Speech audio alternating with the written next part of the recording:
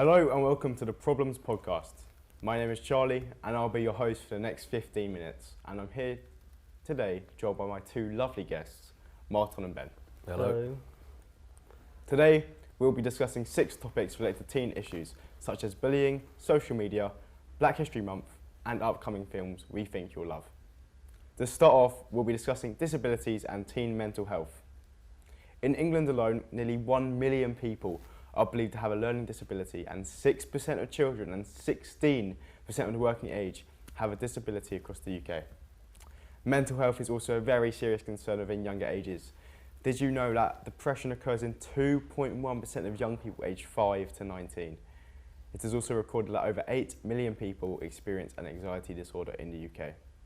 So guys, what's your opinions on mental health nowadays? Well, nowadays it's a lot easier to treat since there's all these mobile devices keeping you connected so you're online. But of course, over the pandemic, mostly teens were really affected by this. They were lonely, they couldn't talk to anyone, they couldn't go outside. But these were specifically the ones who didn't even have access to a phone or to even connect to anyone online. Yeah, like those statistics you had out, insane really, like starting from the age of 5. It's crazy. I know there is a few platforms that like the NHS provide for free, which is like one called Talk Plus, which people can use if they're struggling with mental health. So there is help out there. So. Well, of course. So I really appreciate the input. It's really interesting to hear your perspectives on this subject. Staying on a similar topic, bullying, we've all been told about it time and time again throughout primary and secondary school, and yet it continues to this day. Do we think that enough is being done regarding cyberbullying? Ben, we'll start with you. I think they're doing as much as they can, but there's just such a large scale of users on social media platforms, and there's just so much bullying that goes on, cyberbullying, that goes on, and I just don't think they have enough moderators to control it and restrict it.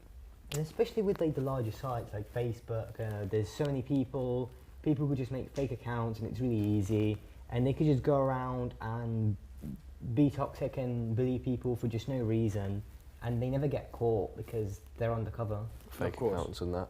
Yeah. Yeah. I think cyberbullying is a lot harder to deal with as well. Would you agree? Yeah. Yes, because people get away with it too easally. Yeah, and if you're at school getting bullied, it continues after school when you go home if you have like a social media account or whatever. So. No, you're fully right. I mean, if I was getting bullied at school, you could just go to a teacher. I think cyberbullying is such a bad thing nowadays because there's not much you can really do. Well, here's a short video to sum up what we've just discussed. What to do in the event of a banter escalation scenario. Rise above the situation and don't share or like negative comments. If a friend is on the receiving end of a banter escalation scenario, speak out to a friend or trusted adult. And if a friend is in a spot of bother, offer some support. Linking with what's been spoken about, we're going to move on to social media. It's been around for decades now, but every day we hear about the effects it has on people around the world, both positive and negative. So, what's your opinions on social media as a whole? So as a whole, I think it's mostly positive because it connects the world. People can share their culture through images and media, and it's just a way people make friends, and when families go on a holiday, they can stay connected with the rest of the family. Yes. So it's definitely a positive side of social media. Yeah, like Martin said, the positives are being able to connect with family. Like you said, if you go on holiday on Facebook, you can share photos of people at home. But yeah, if we do have to talk about the negatives, it's like linking with the cyberbullying and stuff like that. It's just, that is one negative of social media. Well, another thing I have noticed, no matter where you go nowadays, clubbing, park, anywhere, a concert, you will always see a phone out. People are holding phones everywhere. I think it takes people out of the moment. It takes them out of real life. Do you think that's a negative? Yeah, I do think that's a negative because I think, like you said, they're taking them out of the moment. They're not living in the moment, really. So yeah, I think there's just a lot less socialising going on outside of the phones. Oh yeah. So. Martin? Even with the parks nowadays, it's empty. There's no one goes to them anymore. A decade ago, it was full, but now everyone just stays at home and plays on their phone, and not really do anything in reality. Of course, and screen time as well. Of course, phones nowadays, they tell you how long you've been on your screen. Me, myself, I wouldn't say I go on my phone much, but I noticed the other day I went on screen time and I had been on for 20 hours last week alone. And you don't actually realise, do you? But anyway, I would really appreciate hearing you guys' points. We're now going to take a short break, but when we're back, we'll be discussing a topic which is very relevant to our age group, cars. We'll see you in a bit.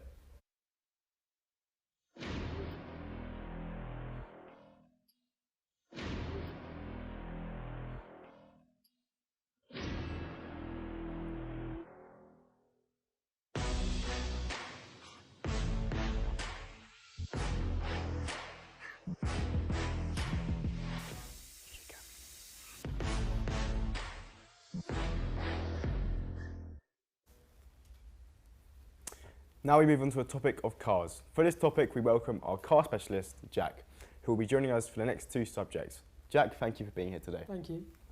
Well, we're going to talk about the rising prices of running a car. Jack, I've heard a little rumour that you were starting to learn how to drive. Could you please tell us all about your experience with everything and affording everything you need to run a car?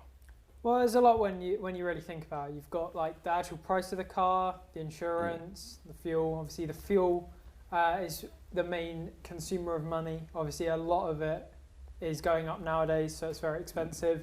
The insurance is also really expensive and kind of deters young people from driving, and then the car cost as well. Yeah. So, Jack, did you buy your own car, or did your parents help you towards it? So I bought my own car just because my parents wanted me to feel a sense of achievement knowing that I had bought it all by myself. Me personally, I had my car brought for me by my parents.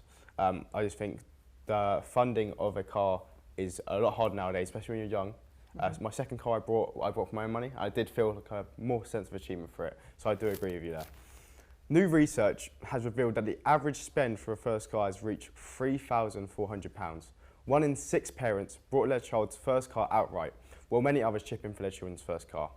Research also showed that 44% of parents went on to help with the insurance too, due to the sky-high premiums often quoted for young drivers. Jack, are your parents helping cover your insurance? So for my learner's insurance, they're helping me with that. But then once I pass my test, I'll be paying for my insurance. Of course, and insurance alone is very expensive. I mean, I remember it was 3 times more for me than my actual learner's insurance.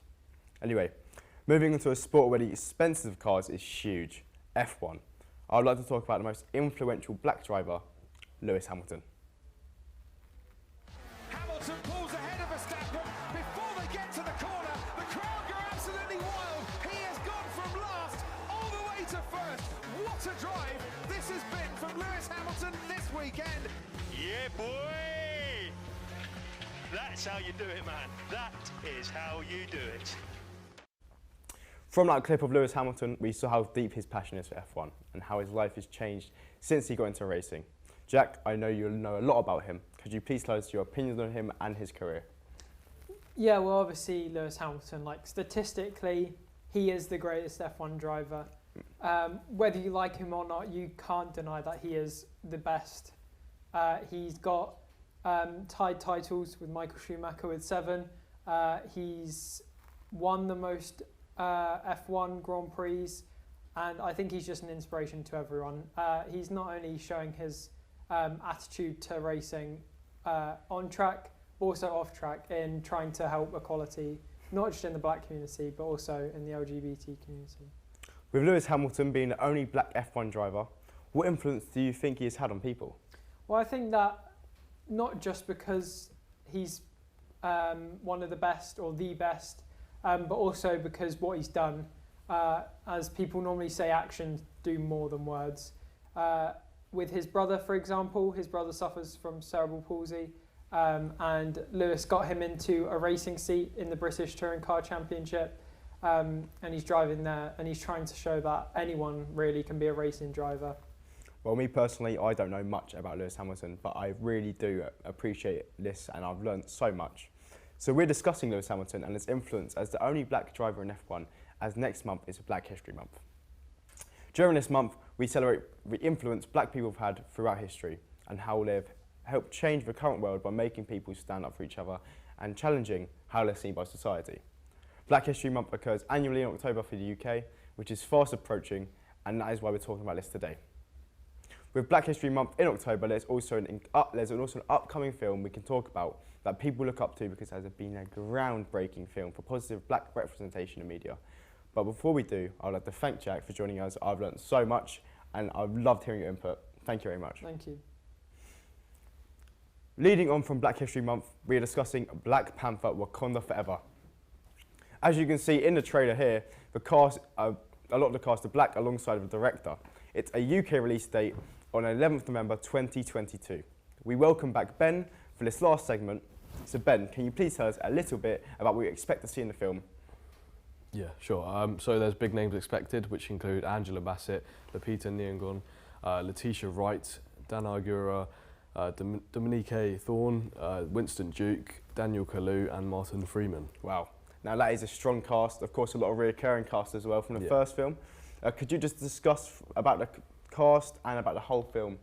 Yeah, like you said, a reoccurring cast story, and I'm sure the audience from the first film, I'm sure a lot of the audience will be watching the second one, and they'll be very happy with the reoccurring cast and some of the same names, and I'm sure the cast will want to, obviously with the passing of Chadwick Boseman, they'll want to continue the legacy of him. Of course. Martin?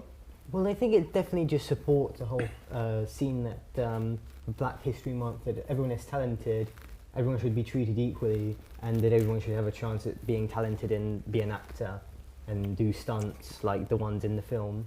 I definitely agree. I, for one, will be watching the film. I'm very excited to see it. Will you? Yes, Of will be, course. yeah. Well, it will be interesting to see how the death of Chadwick Boseman, who played with Black Panther in previous films, changes the course of the MCU. I'm really enjoying learning about Black Panther Wakanda Forever. However, we're now going to move on to another much anticipated film releasing this year. We're of course discussing Avatar: Way of Water. Martin, is there anything interesting about the technology you could tell us about the film? Well, there's lots of motion capture used for the avatars, and this technique was adopted to video games as well, and also other films. There's also like the practical scenes, like the 9,000 gallons of water used. So it's not all CGI, but for things like the helicopter, that's obviously animated.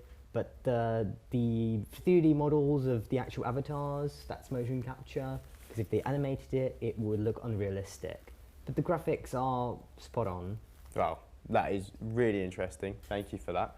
After the first film, we'll see both returning and new characters. Ben, who are we going to see in this film?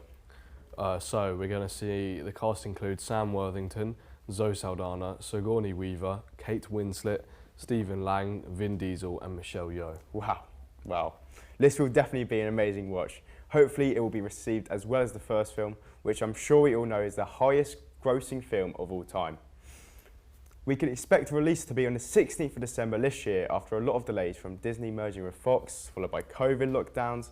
I'm glad we finally have a release date and we can finally see this film. Let's see if we can live up to the hype of the first film. So I hope you've learned a lot about the subjects we discussed today. Thank you to our guests, Martin, Ben, and of course Jack. Sadly, that is all the time we have for today. Thank you for watching. We'll see you next time. Bye. To go. There's so much